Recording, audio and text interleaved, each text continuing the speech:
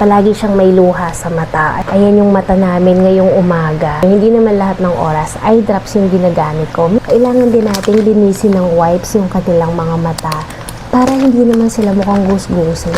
So, itong ginagamit ko, good ito panglinis ng mata ng pusa kasi gentle lang tong wipes na to from Cassiel Pet. Meron na siyang sariling cover. Tapos katulad lang din ng normal wipes na ginagamit natin sa sarili natin or sa mga babies. Meron siyang sticker na ganito, pansarado. Ang purpose nitong sticker, para hindi siya agad matuyo. Wait lang, Pix. Alam na naman niyang lilinisan ko siya, kaya siya tumatakas. Grabe, ang tigas.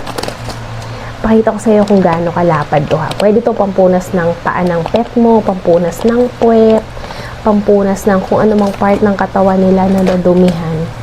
Parang wipes lang din siya na ginagamit natin. Pero syempre ito, pang pets to. Kaya mas suitable ito na gamitin sa kanila kasi walang alcohol. Talagang ginawa to para dun sa need ng ating mga pet at hindi sila mai-irritate. Kung ayaw mong ma-irritate yung pet mo, eto talaga yung gamitin mo na wipes. Gamitan mo sila ng wipes na dinesign para sa kanila.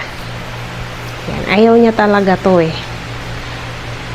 Ayan guys, so yan yung nakukuha ko sa mata ni Pickles.